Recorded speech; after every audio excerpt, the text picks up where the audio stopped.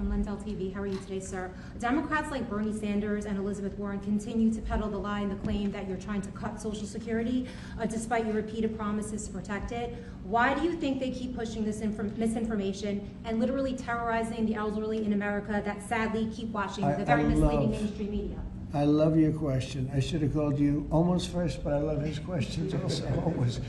But it's such a good question. It's so vicious what they do. Elizabeth Warren said she was an Indian. We call her Pocahontas. She's a liar.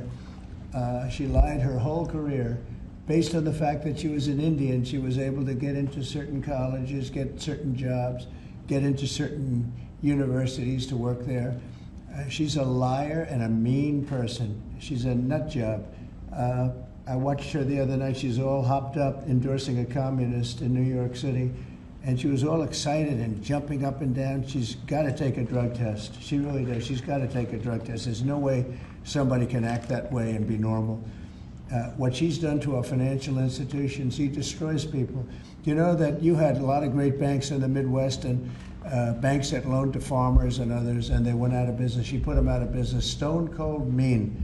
Banks that were open 150 years, family banks that supplied the farmers and manufacturers and others, and she put them out of business. She's a mean, horrible human being. Bernie Sanders is Bernie Sanders. I don't mind him so much. He's just a liberal guy, very liberal guy. He's a wacky guy. He's still sharp. I got to tell you, you know, he's 86 or 87 or something. He's still sharp. You compare that to Joe Biden, it's, you know, sort of what happened. So I don't mind Bernie Sanders. With him, you know what you're getting. You're getting a guy, he's a nasty guy, but he's somebody that,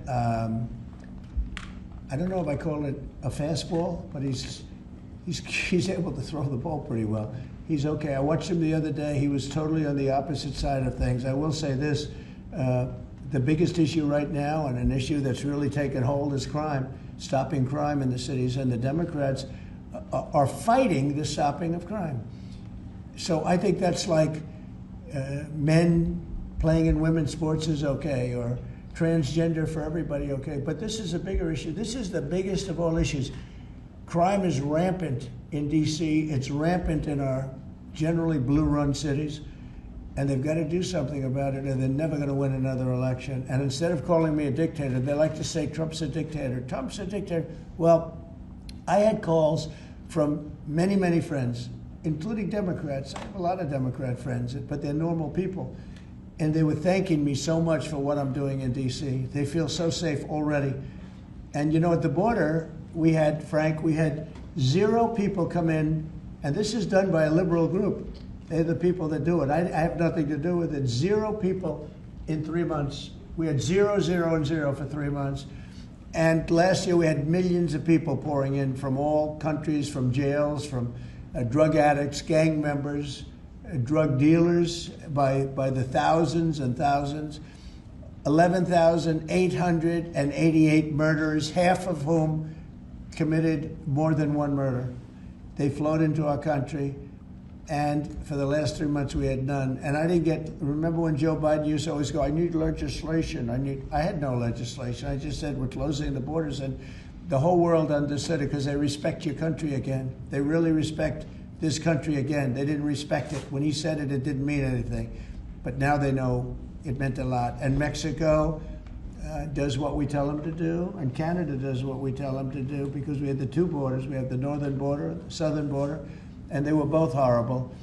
But now it's some people say it's a miracle. Well, what Frank has done with Social Security also is something very special. But what we're doing with crime, which will be your next question, I guess, that's because everyone's they're afraid. Half of the people here, maybe all of the people here, most of you live in D.C., you are petrified to go out. And you're liberal, and if you're liberal, you're going to have to change. You're Democrats, you're going to have to change your ways. So we will have crime under control very shortly in D.C., but they're record numbers. And sadly, what I guess the mayor did, but whoever it was, they asked the numbers to be fudged so that it would show less crime than the fact. The fact is, it's worse than it's ever been, and we will have it just like we did at the border, where with borders are totally in great shape right now, the best ever, record-setting shape. We'll have the crime situation solved in D.C. very soon. And we're also going to beautify the city. We have a beautiful city, but you can't have graffiti, and you can't have roads with potholes, and you can't have the medians, the dividers in the roads falling down on the street. We're going to be beautifying the city, making it really beautiful. We're going to be getting the criminals the hell out of here. We don't want the criminals in Washington, D.C. Mr. President.